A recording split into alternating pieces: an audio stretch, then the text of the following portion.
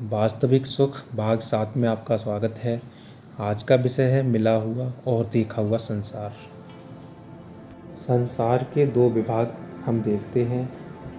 एक विभाग तो हमें मिला हुआ है जिसको हम अपना मानते हैं, और एक विभाग हमें मिला नहीं है पर दिखने में आता है। देखा हुआ तो मिला नहीं और मिला हुआ रहेगा नहीं। मिले हुए के साथ ना तो हम रहेंगे और ना वह हमारे साथ रहेगा, यह हमारा अनुभव है।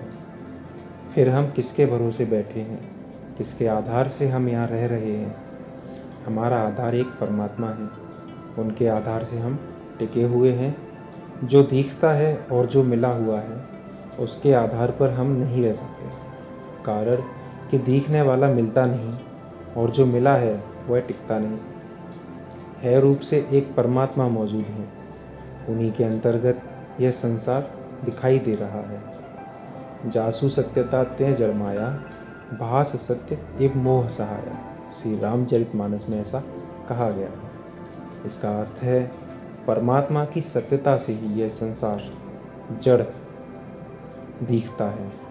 इसका कारण क्या है? मोह सहाया। मूर्ता के कारण असत्य माया सत्य दिखती है। कुछ जानते हैं और कुछ नहीं जानते। इस अधूरे ज्ञान का नाम मूर्ता है, अज्ञान है। कुछ भी न जाने इसको मूर्ता नहीं कहते। जैसे पत्थर को हम मूढ़ नहीं कहते, ऐसा नहीं कहते कि यह पत्थर बड़ा मूढ़ है, अज्ञानी है।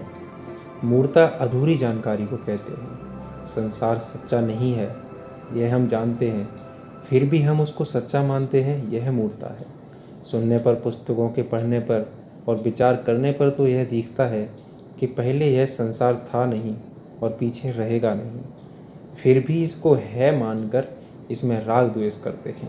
यह मूर्खता का नतीजा है। जो पहले नहीं था और अंत में भी नहीं रहेगा, उसको बीच में भी नहीं मान लेना ज्ञान है, बोध है। जैसे स्वप्न आने से पहले स्वप्न नहीं था और नींद खुलने के बाद भी स्वप्न नहीं रहेगा, अतः बीच में भी स्वप्न नहीं है, केवल दिखता है। जो आदि और अंत में नहीं होता वह वर्तमान में भी नहीं होता। यह सिद्धांत है। अब यह बात बहुत विशेष ध्यान देने की है। यह संसार निरंतर नहीं में जा रहा है, अभाव में जा रहा है। जैसे हमारा बचपन चला गया वो नहीं रहा। जितने प्राणी हैं वे भी नहीं में जा रहे हैं। इनमें नहीं रहना ही सत्य है। जैसे कल का दिन आज नहीं रहा, नहीं में भर्ती हो गया, ऐसे ही अभी आप और हम यहाँ बैठे हैं, यह समय भी नहीं में भर्ती हो रहा है। इसको वापस नहीं ला सकते, अतः इसमें नहीं ही तत्व हुआ, पर मूर्ता के कारण यह है ऐसा दिखता है। यह है क्यों दिखता है? इसमें एक सत्य परमात्मा है। जासु सत्यताते, परमात्मा के कारण ही इसका होनापन दिखता है। जैसे रस्सी होने से ही उसमें भ्रम से सांप दिखता है, अगर रस्सी ना हो तो सांप भी नहीं दिखेगा। हम इस बात को जानते हैं कि संसार पहले नहीं था और फिर नहीं रहेगा, फिर भी इसको मानते नहीं। जो जानते हैं उसको ही मानने लग जाएं। यह बात जाने हुए का आदर है, परंतु जो जानते हैं उसको मानते नहीं, यह जाने हुए का निरादर है। जाने हुए के निरादर से ही हम दुख पा रहे हैं, अतः जाने हुए का आदर करें। यह संसार तो रहेगा नहीं, पर इससे लाभ ले लें। मिले हुए पदार्थों को दूसरों की सेवा में लगा दें, यही लाभ लेना है। दर्पण में हम मुख देखते हैं तो उल्टा दिखता है। जैसे हमारा मुख दक्षिण की तरफ है तो दर्पण में हमारा मुख उत्तर की तरफ दिखता है। हमारा दायां भाग दर्पण में बायां भाग हो जाता है और हमारा बायां भाग दर्पण में दायां भाग हो जाता है। जैसे दर्पण में उल्टा दिखता है, ऐसे ही यह संसार उल्टा दिखता है। अतः जो लोभ में आकर अपने लिए संग्रह करते हैं वे अपनी हानि करते हैं, परंतु दिखता उल्टा ही है। जितना ले लेते हैं उतना तो लाभ दिखता है और जितना दे देते हैं उतनी हानि दिखती है। अब उल्टा ही दिखता है, इस कारण कही हुई बात भी जचती नहीं, उल्टी दिखती है।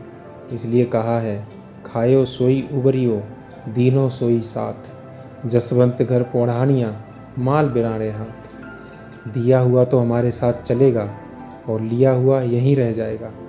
फिर भी लेने की ही चेष्टा होती है, देने की नहीं। हमारा स्वार्थ सिद्ध हो जाए, यह चेष्टा तो होती है, पर यह चेष्टा नहीं होती कि दूसरों को दे दें, दूसरों का हित कर दें या दूसरों का स्वार्थ सिद्ध कर दें। दूसरों का काम करना बुरा दिखता है, जबकि बात यह उल्टी है।